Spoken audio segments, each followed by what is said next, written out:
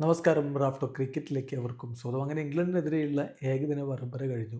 3 മത്സരങ്ങളും നമ്മളുടെ ടീം അനായാസമാണ് വിജയിച്ചത്. ആദ്യ മത്സരത്തിൽ നമ്മൾ 4 വിക്കറ്റിനാണ് വിജയിച്ചിരുന്നത്. പക്ഷേ ആ ഒരു ടാർഗറ്റ് മറികടന്നത് വെറും 38.4 ഓവറുകളിലായിരുന്നു. രണ്ടാം ഏകദിനത്തിലും 4 വിക്കറ്റിൻ്റെ വിജയം. അവിടെ നമ്മൾ 33 പന്തുകൾ ശേഷിക്കെയാണ് കളി വിജയിച്ചത്. ആദ്യ കളിയിൽ 68 പന്തുകൾ ശേഷിക്കെ. മൂന്നാമത്തെ കളിയിൽ ഇന്ന് നമ്മൾ വിജയിച്ചത് 142 റൺസിനാണ്. അപ്പോൾ ഇംഗ്ലണ്ടിനെതിരെയുള്ള ഈ ഒരു പരമ്പര, ഏകദിന പരമ്പര, ചാമ്പ്യൻസ് ട്രോഫിക്ക് മുന്നോടിയായിട്ട് നമുക്ക് നൽകുന്ന സൂചന എന്താണ്? ടീം ഇന്ത്യ ചാമ്പ്യൻസ് ട്രോഫിക്ക് സജ്ജമാണോ, റെഡിയാണോ എന്നുള്ളതാണ് ചോദ്യം. ഇന്നിപ്പോൾ കളി കഴിഞ്ഞ ഉടൻ നമ്മുടെ ശ്രേയസ് അയ്യർ പറഞ്ഞിട്ടുള്ള വാക്കുകളിലേക്കൊന്ന് പോകണം. അദ്ദേഹം പറഞ്ഞത് the dressing room is electrifying. ഒരുപാട് എനർജി ഉണ്ട്, എല്ലാവരും നല്ല ഫോമിലാണ്, ഗുഡ് മൊമെൻറ്റമാണ്, good momentum for Champions Trophy എന്നാണ് അദ്ദേഹം പറയുന്നത്. ടീം റെഡിയാണ്, എല്ലാവരും നല്ല ഫോമിലാണ് നിൽക്കുന്നത്, ചാമ്പ്യൻസ് ട്രോഫിക്ക് ഒരു ഗുഡ് മൊമെൻറ്റത്തിലാണ് ടീം ഇന്ത്യ ഉള്ളത് എന്ന് പറയുന്നു. 15-ാം തീയതി ഇന്ത്യ ദുബായിലേക്ക് പറക്കുകയാണ്. ചാമ്പ്യൻസ് ട്രോഫിയിലെ നമ്മുടെ ആദ്യ മത്സരം വരുന്നത് ബംഗ്ലാദേശിനെതിരെ ഫെബ്രുവരി 20-നാണ്. അപ്പോൾ നിലവിലൊരു സാഹചര്യം നോക്കുക. ചാമ്പ്യൻസ് ട്രോഫിയിൽ പാകിസ്ഥാനെതിരെ നമുക്ക് കളിയുണ്ട്. പാകിസ്ഥാൻ്റെ ബൗളർമാർ ഇപ്പോൾ ട്രൈ സീരീസിൽ അറഞ്ചും പുറഞ്ചും അടി വാങ്ങിക്കൊണ്ടിരിക്കുകയാണ്. ന്യൂസിലാൻഡ് പഞ്ചിക്കിട്ടു, ഇന്നിപ്പോൾ സൗത്ത് ആഫ്രിക്കയും പഞ്ചിക്കിട്ടിട്ടുണ്ട്. നമുക്കത് മുതലെടുക്കണം. 23-ാം തീയതി പാകിസ്ഥാനെ ദുബായിൽ വെച്ച് നേരിടുമ്പോൾ അടിച്ചങ്ങ് പറത്തണം. അതിനുള്ള ഫോം നമ്മുടെ ബാറ്റർമാർക്കുണ്ട്. ആശ്വാസകരമായിട്ടുള്ള കാര്യമാണത്. അതോടൊപ്പം നമ്മുടെ ഗ്രൂപ്പിലല്ലെങ്കിലും വലിയ ടൈറ്റിൽ കണ്ടൻറ്റേഴ്സൊക്കെ ആയിട്ട് എല്ലാവരും എപ്പോഴും കാണാറുള്ള ഓസ്ട്രേലിയ, അവർക്ക് അവരുടെ 5 പ്രമുഖ താരങ്ങൾ മിസ്സിംഗ് ആണ്. ഇന്നിപ്പോൾ ശ്രീലങ്കയോട് അവർ പൊട്ടിയിട്ടുണ്ട്. 2 മത്സരങ്ങളുടെ ഒരു പരമ്പര ശ്രീലങ്കയുമായിട്ട് അവർ ഏകദിനം കളിക്കുന്നുണ്ട്. ഇന്നത്തെ മത്സരം അവർ പൊട്ടി. ശ്രീലങ്ക ഈ ചാമ്പ്യൻസ് ട്രോഫിക്ക് പോലും ഇല്ലാത്ത ടീമാണെന്ന് ഓർക്കുക. ഇംഗ്ലണ്ടിൻ്റെ കാര്യം പറയേണ്ട, നമ്മളിപ്പോൾ പഞ്ഞി കിട്ടിയിട്ടേ ഉള്ളൂ. കഴിഞ്ഞ വേൾഡ് കപ്പ് കഴിഞ്ഞതിന് ശേഷം അവർ 14 ഏകദിനങ്ങൾ കളിച്ചത് 10 പൊട്ടിയിരിക്കുകയാണ്.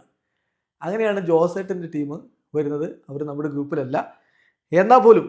അപ്പോൾ ഇതൊക്കെയാണ് വമ്പന്മാരെന്ന് പറയുന്നവരുടെ സ്ഥിതിവിശേഷം. നമുക്ക് നല്ല ഒരു സാഹചര്യമാണ് ഇവിടെ ഉരുത്തിരിയുന്നത് എന്നർത്ഥം. അപ്പോൾ ഇന്ത്യയുടെ സ്ക്വാഡ് ഇന്നലെ രാത്രി പ്രഖ്യാപിച്ചിരുന്നു, ഫൈനൽ സ്ക്വാഡ്. അതിനെക്കുറിച്ച് നമ്മളിന്നൊരു വീഡിയോ ചെയ്തിട്ടുണ്ട്. സ്ക്വാഡ് എങ്ങനെയാണ്, കപ്പടിക്കാൻ ഇത് മതിയോ എന്നൊക്കെ ചോദിച്ചുകൊണ്ട്. അപ്പോൾ പലരും ഉന്നയിക്കുന്നൊരു ചോദ്യം, ഹർഷിത് എങ്ങനെ സ്ക്വാഡിലെത്തി? ജസ്പ്രീത് ബുംറ ഇല്ല എന്നുള്ളത് തീർച്ചയായിട്ടും വലിയ നിരാശയാണ്. ബുംറ ഇല്ലാത്ത ഘട്ടത്തിൽ ഒരു എക്സ്പീരിയൻസ്ഡ് പേസറായിട്ടുള്ള മുഹമ്മദ് സിറാജിനല്ലേ കൊണ്ടുവരേണ്ടിയിരുന്നത്? ഹർഷിദിനെ കൊണ്ടുവന്നത് ശരിയായോ എന്നുള്ള ചോദ്യമുണ്ട്. പക്ഷേ ഈ പരമ്പരയിൽ ഹർഷിദിൻ്റെ പ്രകടനം നോക്കുക. ഫസ്റ്റ് ODIയിൽ അദ്ദേഹം 3 വിക്കറ്റ്, സെക്കൻഡ് ODIയിൽ 1 വിക്കറ്റ്, ഇപ്പോൾ ഈ തേർഡ് ODIയിൽ 2 വിക്കറ്റ്. ആദ്യത്തെ 2 ഓവറുകൾ അദ്ദേഹത്തിന് അടി കിട്ടിയിട്ടുണ്ട്, സംശയമില്ല. പക്ഷേ പ്രധാനപ്പെട്ട 2 വിക്കറ്റുകൾ അദ്ദേഹം എടുത്തിട്ടുണ്ടായിരുന്നു. അത് തീർച്ചയായിട്ടും ഈ കളിയിൽ, ഇന്നത്തെ കളിയിൽ വഴിത്തിരിവുമായിരുന്നു. സോ മികച്ച രൂപത്തിൽ തന്നെയാണ് അദ്ദേഹം പന്തെറിഞ്ഞുകൊണ്ടിരിക്കുന്നത്. ഇപ്പോൾ നമുക്ക് ഹർഷദീപും ഷാമിയും ഉണ്ട് വേസർമാരായിട്ട്. കൂട്ടത്തിൽ ഹർഷിദിനെയും നല്ല രൂപത്തിൽ ഉപയോഗപ്പെടുത്താൻ പറ്റും. അതിനുള്ള സൂചനകൾ ഈ ODI സീരീസ് നമുക്ക് നൽകി കഴിഞ്ഞു. പിന്നെ KL രാഹുലിൻ്റെ ഫോമിനെ കുറിച്ച് സംശയങ്ങൾ ഉണ്ടായിരുന്നെങ്കിൽ ഇന്നത് തീർത്തിട്ടുണ്ട്. മികച്ച രൂപത്തിൽ അദ്ദേഹം ബാറ്റ് ചെയ്തിട്ടുണ്ട്. ഇപ്പോൾ നമ്പർ 5-ൽ അദ്ദേഹം വരികയാണെങ്കിൽ അദ്ദേഹത്തിൻ്റെ നമ്പർ 5-ലെ ODI ആവറേജും സ്ട്രൈക്ക് റേറ്റും നോക്കുക. 56.47 ആവറേജ്, 96.36 അദ്ദേഹത്തിൻ്റെ strike rate. So middle order നമുക്ക് ട്രസ്റ്റ് ചെയ്യാവുന്ന ഒരു താരമാണ് അദ്ദേഹം. മാത്രമല്ല ഇന്ന് അദ്ദേഹത്തിൻ്റെ ഗ്ലൗ വർക്കും മികച്ചതായിരുന്നു. അക്കാര്യവും മറക്കേണ്ടതില്ല. ടീം സജ്ജമാണ് എന്ന് പറയുന്നത് ഇങ്ങനെയൊക്കെയുള്ള കാര്യങ്ങൾ ചൂണ്ടിക്കാണിച്ചുകൊണ്ടാണ്. ഇപ്പോൾ നോക്കുക, നമ്മുടെ ടോപ്പ് ഓർഡർ ബാറ്റിങ്ങിൽ ശുഭ്മൻ ഗിൽ എന്തൊരു പ്രകടനമാണ് നടത്തുന്നത്. രോഹിത്തിൻ്റെ വക ഒരു സെഞ്ചുറിയും ഉണ്ടായിരുന്നു. രോഹിത് 2 കളി മോശമായി, ശരിയാണ്. പക്ഷെ അദ്ദേഹം ആ ടച്ച് കിട്ടിയാൽ ഏതൊരു ടീമിനെയും അടിച്ചു പറത്തും. അത് അദ്ദേഹം കൃത്യമായിട്ട് ഇപ്പോഴും തെളിയിക്കുകയാണ്. അതാണ് രണ്ടാമത്തെ കളിയിലെ സെഞ്ചുറി കാണിക്കുന്നത്. ശുഭ്മൻ ഗിൽ ഈ സീരീസിൽ ഉടനീളം മിന്നും ഫോമിലായിരുന്നല്ലോ. ആദ്യ 2 മത്സരങ്ങളിൽ അദ്ദേഹത്തിൻ്റെ വക അർദ്ധ സെഞ്ചുറി, അവസാന മത്സരത്തിൽ അദ്ദേഹത്തിൻ്റെ വക സെഞ്ചുറി. 3 കളികളിൽ നിന്ന് 259 റൺസാണ് അദ്ദേഹം അടിച്ചത്.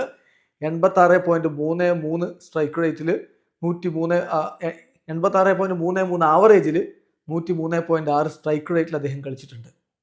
സോ ശുഭ്മൻ ഗില്ലും നമ്മുടെ രോഹിത് ശർമ്മയും ചേർന്ന് ചാമ്പ്യൻസ് ട്രോഫിയിലും ഓപ്പൺ ചെയ്യും, സംശയമില്ല. രോഹിത്തിന് ഇപ്പോൾ നോക്കുക, കഴിഞ്ഞ കളിയിൽ അദ്ദേഹം എന്തൊരു കളിയാണ് കളിച്ചത്. സോ അദ്ദേഹത്തിൽ നമുക്ക് വലിയ ഒരു ആശങ്കയുടെ കാര്യമൊന്നുമില്ല. അദ്ദേഹം ആ ഫോമിൽ തന്നെ കളിക്കുമെന്ന് തന്നെ പ്രതീക്ഷിക്കാം. പിന്നെ നമുക്ക് വിരാട് കോഹ്ലി, ഇന്ന് അദ്ദേഹം മനോഹരമായിട്ട് കളിച്ചിട്ടുണ്ട്, അർദ്ധ സെഞ്ചുറി നേടിയിട്ടുണ്ട്. ആശ്വാസകരമാണ് കാര്യങ്ങൾ. സോ ബാറ്റിങ്ങിൻ്റെ കാര്യത്തിൽ പ്രശ്നങ്ങളില്ല എന്ന് തന്നെയാണ് ഈ ഒരു സീരീസ് വിളിച്ചു പോകുന്നത്. ഇപ്പോൾ ശ്രേയസ് അയ്യരുടെ പ്രകടനം, അദ്ദേഹം നമ്പർ 4 നമുക്ക് വിശ്വസിക്കാവുന്ന താരമാണ്. 3 കളികളിലും അദ്ദേഹത്തിൻ്റെ വക അർദ്ധ സെഞ്ചുറി, 181 റൺസ് അടിച്ചു. ഈ സീരീസിൽ ഇപ്പോൾ നമ്മുടെ ശുഭ്മൻ ഗില്ല് കഴിഞ്ഞാൽ ഏറ്റവും അധികം റൺസ് അടിച്ച രണ്ടാമത്തെ താരം അദ്ദേഹമാണ്. 181 റൺസ്, 60.33 ആവറേജ്, 123.12 സ്ട്രൈക്ക് റേറ്റ്, 3 അർദ്ധ സെഞ്ചുറികൾ അദ്ദേഹത്തിൽ നിന്ന് പിറന്നു എന്ന കാര്യം ശ്രദ്ധിക്കുക. അതോടൊപ്പം തന്നെ അക്സർ പട്ടേലിൻ്റെ കാര്യം നമ്മൾ എടുത്തു പറയണം. നമ്പർ 5 അദ്ദേഹത്തെ കയറ്റി വിടുമ്പോഴൊക്കെ മികച്ച പ്രകടനമാണ് നടത്തുന്നത്. നല്ല രൂപത്തിലുള്ള ബൗളിങ്ങും അദ്ദേഹത്തിൽ നിന്ന് നമ്മൾ കാണുന്നു. സോ നമ്മുടെ ഓൾറൗണ്ട് ഡിപ്പാർട്ട്മെൻറ്റും കരുത്തുറ്റതാണ്. അതാണ് ഈ ഒരു സീരീസ് കാണിക്കുന്നത്, അക്സർ പട്ടേലിൻ്റെ ഓൾറൗണ്ട് പ്രകടനം. അതോടൊപ്പം ഹാർദിക് പാണ്ഡ്യ, അദ്ദേഹവും വേണ്ട വിധത്തിൽ ബോൾ കൊണ്ട് കോൺട്രിബ്യൂട്ട് ചെയ്യുന്നുണ്ട്. പിന്നെ ജഡേജയുടെ കാര്യം നമുക്കറിയാമല്ലോ. സോ വാഷിംഗ്ടൺ സുന്ദറിനാണ് ഇന്ന് അവസരം കൊടുത്തിരുന്നത്.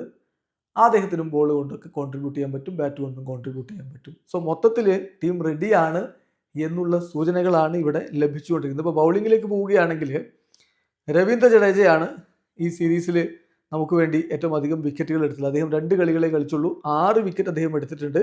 19 ഓവറുകളിൽ നിന്നാണ് 6 വിക്കറ്റുകൾ വന്നത്. അദ്ദേഹത്തിൻ്റെ ആവറേജ് 10.16 ആയിരുന്നു. ഇക്കണോമി നോക്കുക 3.21. നമ്മൾ 5 സ്പിന്നർമാരെയും കൊണ്ടാണ് ഈ ഒരു ചാമ്പ്യൻസ് ട്രോഫിക്ക് പോകുന്നത് എന്നതുകൂടി ഓർക്കണം. അപ്പോൾ രവീന്ദ്ര ജഡേജയുടെ ഇക്കണോമിയാണ് ഞാൻ പറഞ്ഞത്, 3.21 ഈ സീരീസ്. ഇനി അക്സർ പട്ടേൽ ആണെങ്കിലോ, അക്സർ പട്ടേൽ 3 മത്സരങ്ങൾ കളിച്ചു. അദ്ദേഹം ഈ പറഞ്ഞ പോലെ 3 വിക്കറ്റുകളാണ് അദ്ദേഹത്തിൻ്റെ വക. 4.75 ആയിരുന്നു അദ്ദേഹത്തിൻ്റെ ഇക്കണോമി. അക്സർ പട്ടേൽ ഓൾറൗണ്ടറായിട്ട് മികച്ച പ്രകടനം നടത്തുന്നുണ്ട്. ആ കാര്യം കൂടി നമ്മൾ അതിനോട് കൂട്ടിച്ചേർക്കണം. പിന്നെ ഇന്നിപ്പോൾ കുൽദീപ് കളിച്ചിരുന്നു. ഇപ്പോൾ 2 കളികളാണ് കുൽദീപ് കളിച്ചത്. സോ അദ്ദേഹത്തിൻ്റെ മാജിക്കൽ ബൗളിംഗ് കപ്പാസിറ്റി എല്ലാവർക്കും അറിയാവുന്നതാണ്. വരുൺ ചക്രവർത്തിയെ സ്ക്വാഡിൽ ഉൾപ്പെടുത്തിയിട്ടുണ്ട്. സോ അദ്ദേഹത്തിൻ്റെ മാജിക്കൽ മിസ്റ്ററി സ്പിന്നും വേണമെങ്കിൽ ഉപയോഗപ്പെടുത്താം. അപ്പോൾ ആ മേഖലയിൽ നമ്മുടെ സ്പിൻ ബൗളിങ് തീർച്ചയായിട്ടും ദുബായിൽ വളരെയധികം ഉപകാരപ്പെടും. അവർ മികച്ച രൂപത്തിലുള്ള കോൺട്രിബ്യൂഷൻ നടത്തുന്നുണ്ട്. ഇനി പേസ് ബൗളിംഗ് ആണെങ്കിൽ ഹർഷിത് റാണയുടെ കാര്യം ഞാൻ ഓൾറെഡി പറഞ്ഞല്ലോ. 3 മത്സരങ്ങളിൽ നിന്നായിട്ട് അദ്ദേഹം ഇപ്പോൾ 6 വിക്കറ്റുകൾ എടുത്തിട്ടുണ്ട്. 53-3 എന്നുള്ളതാണ് അദ്ദേഹത്തിൻ്റെ ബെസ്റ്റ് ബൗളിംഗ് പ്രകടനം. ആവറേജ് 24.33, 6.95 ഇക്കണോമിയിലാണ് അദ്ദേഹം പന്തെറിഞ്ഞിട്ടുള്ളത്. 21 അദ്ദേഹത്തിൻ്റെ സ്ട്രൈക്ക് റേറ്റ്. സോ സിറാജിനെ ഒഴിവാക്കിക്കൊണ്ട് ഹർഷിത് റാണയെ എടുക്കുന്നത് അദ്ദേഹത്തിൻ്റെ വിക്കറ്റ് ടേക്കിംഗ് എബിലിറ്റി വെച്ചുകൊണ്ട് തന്നെയാണ്. ഷമിക്കും ഹർഷ്ദീപിനും തന്നെയായിരിക്കും പ്രധാനപ്പെട്ട റോൾ ഉണ്ടാവുക.